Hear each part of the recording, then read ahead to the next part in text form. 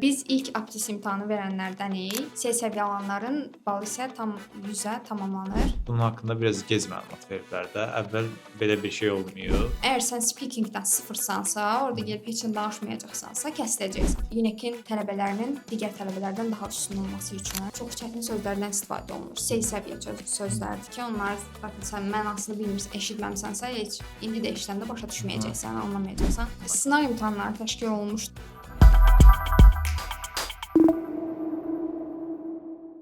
Aptis imtahanı nədirdən başqa? Birinci deyək ki, biz artıq podkastlara başladıq. Daha maraqlı, daha əyləncəli videolardan sizlərin qarşısında olacağıq. İstəyirik ki, həm öyrənək, həm də ki, daha da neyək?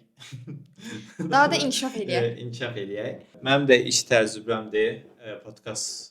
İnanıram ki, get-gedə daha da yaxşı, daha da maraqlı videolar çəkə bilərik və ilk podkastı qərara gəldik ki, Fidan xanımla eləyək. Fidan xanım, təşəkkürlər birinci ona deyim ki, bizə dəstəkləri çox böyükdür və komandamızın bir üzvüdür və bu gün çox önəmli olduğunu düşündüyüm aptis imtahanı haqqında danışacağıq.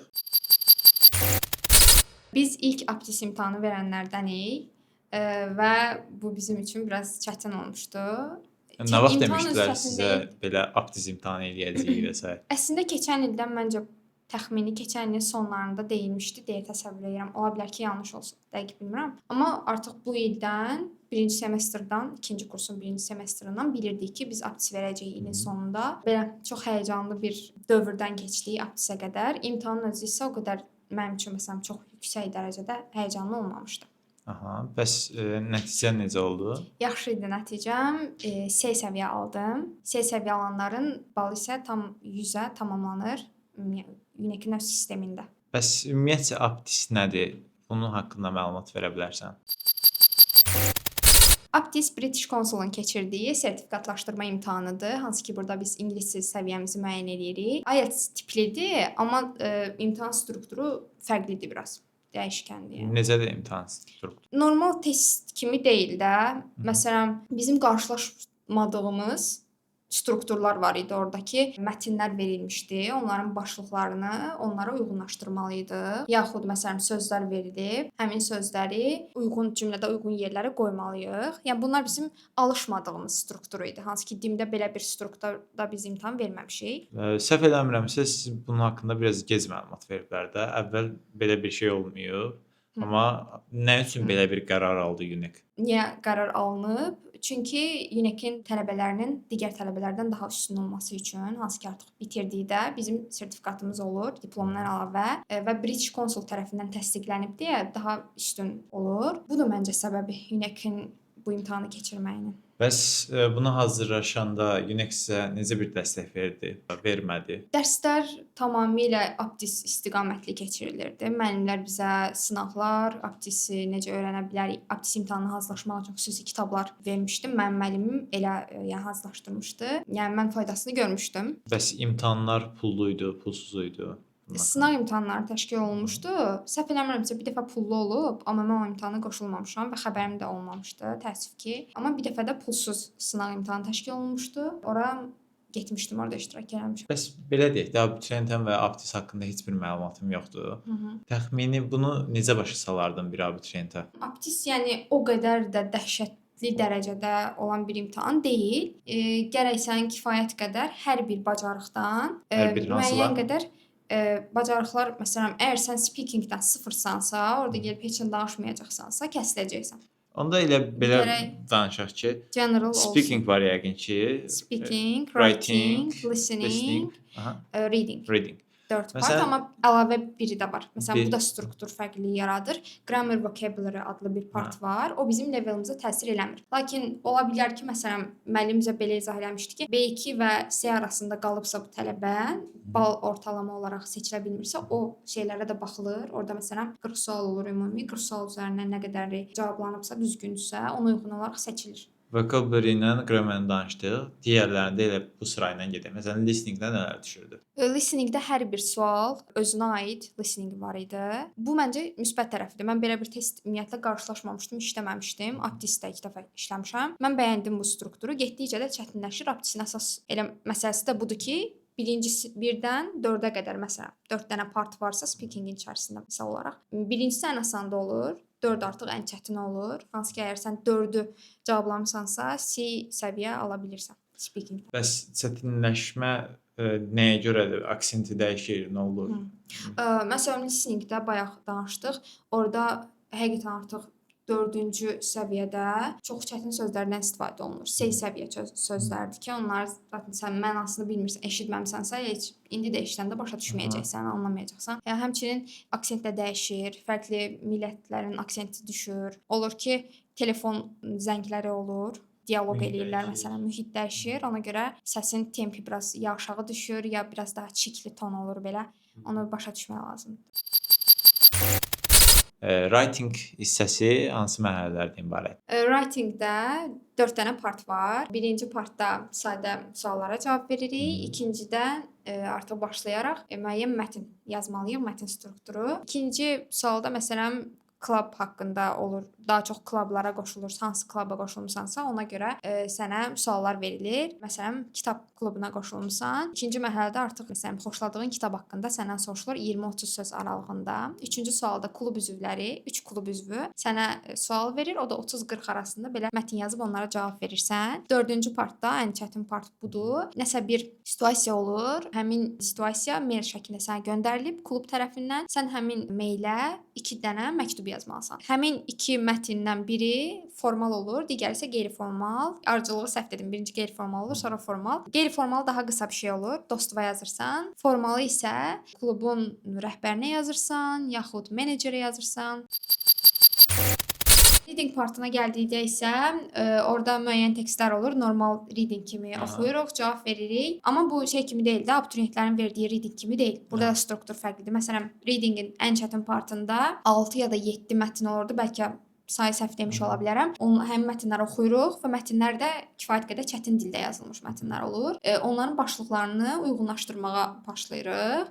Amma maraqlı olur. Speakingdən bəs danışaq. Speakingdə də eyni format davam eləyir, asandan çətinə doğru.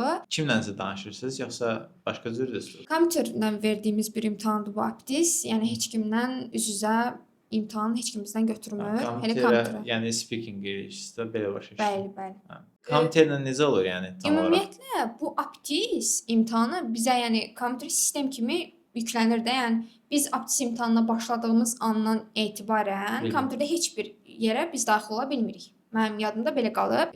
Blok olur da, hə. Bəli, next-ə basaraq keçirik mərhələləri. Məsələn, mən son speaking-ə gəldik. Məlumat verir, deyir ki, məsələn, sən bu suallara cavab verəcəksən və beep səsi var. O səs səslənəndən sonra danışmalısan. Belə bir şey də var ki, bu Aptis imtahanında ola bilər ki, məsələn, səsimiz eşidilməsin. Hansısa texniki problemə görə bizim tərəfimizdən olmayan problemə görə biz pis qiymət ala bilərik. Bunu necə həll ediblər? Aptis imtahanına başlamazdan əvvəl yoxlamalar aparılır. Hansı ki, bunu özümüz eləyirik. Naşki taxırıq, səs eşidiriksə OK-yə basırıq, speaking eləyirik, öz səsimizi eşidiriksə OK-yə basırıq, keçirik. Zaten bu yoxlanmış olur deyə speaking hissəsində qorxu olmur ki, bizim mikrofonumuz işləməz yaxud da listeningdə işlədə bilmərik.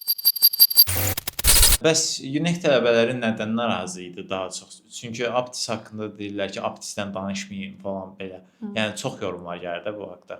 Bəli. Aptisdən niyə narazıçılıq eləyirlər? Çünki xəbərdar deyildilər ki, onlar universitetə qəbul olanda belə bir imtahan verəcəklər. Bəlkə məsələn onlar birinci kursda deyilməmişdi bunlar. Yox, birinci kursda yox idi ümumiyyətlə məncə belə bir şey.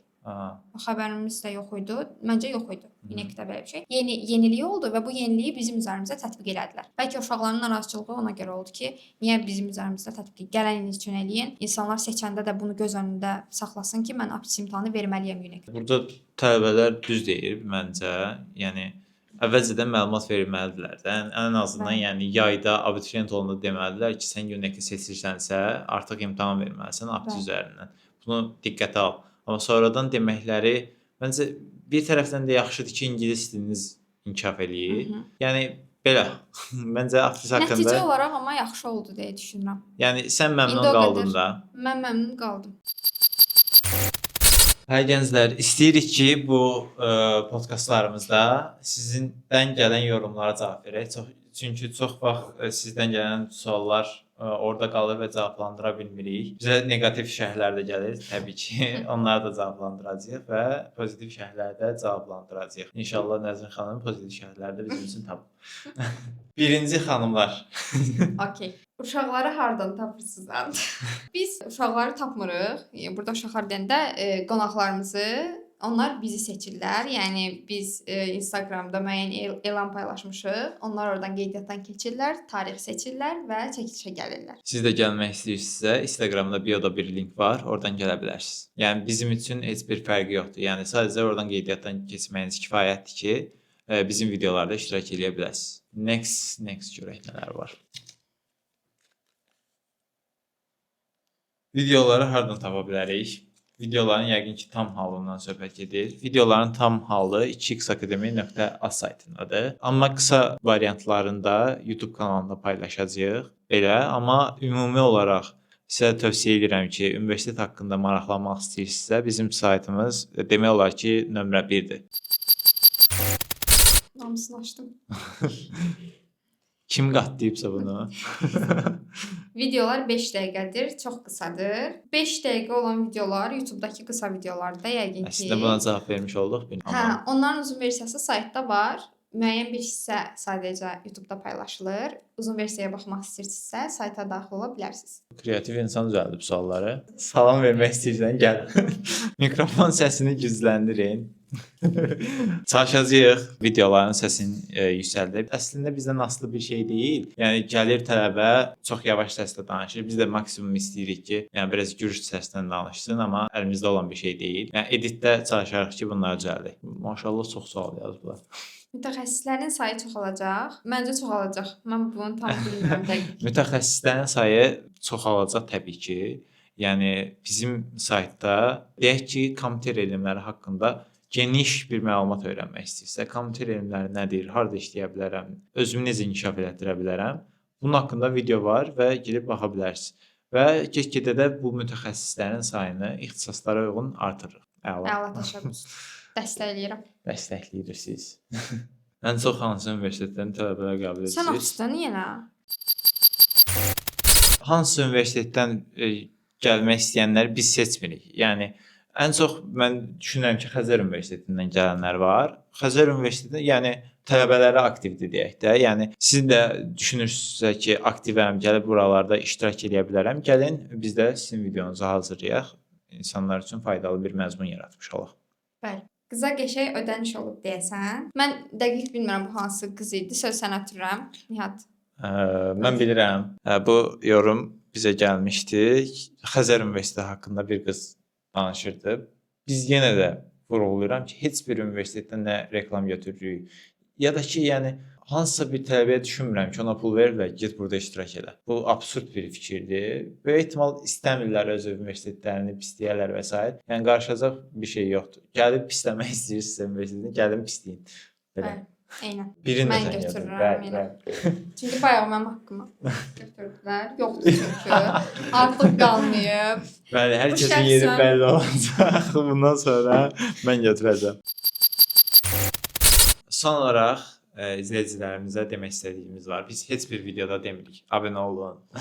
Kanalımıza şərh yazın. Çox sağ olun. Bizi dəstəkləyirsiniz. Artıq 2000 abunəni keçmişik. Bunları eləmək lazımdır ki, biz də işlərimizə davam edək, motivasiya alaq ya da ki, şərhlərdə öz fikirlərinizi bölüşün. Nəyi daha yaxşı eləmək olar görürsüz. Artıq şərhlərdə yazırıq və qiymətləndiririk və düzəltməyə çalışırıq maksimum. Mənim də birinci dediyim kimi ilk podkastımdır. Mən də artıq podkastlara davam edəcəm müxtəlif tələbələrlə, xaricdə oxuyanlar və yaxud da burada oxuyub uğurlu, uğursuz bəlkə də hər bir tələbə bu qapımız açıqdır, studiyamız açıqdır. Gəlin öz fikirlərinizi bölüşün. Bəli, mən də sizinlə eyni fikirdəyəm. Gəlin hekayələrinizi bölüşün ki, başqalarının hekayəsində bəlkə onun uğuruna töhfə verə bilərsiniz. İlk gündən dediyimiz kimi, gələcəyinizi 2x daha sürətlə qurmaq istəyirsinizsə, kanalımıza abunə olmağı unutmayın. Daha çox videolar üçün bəyənin, paylaşın, kommentlərdə öz fikirlərinizi bildirin. Daha maraqlı mövzularla və podkastlarla inşallah qarşınızda olarıq.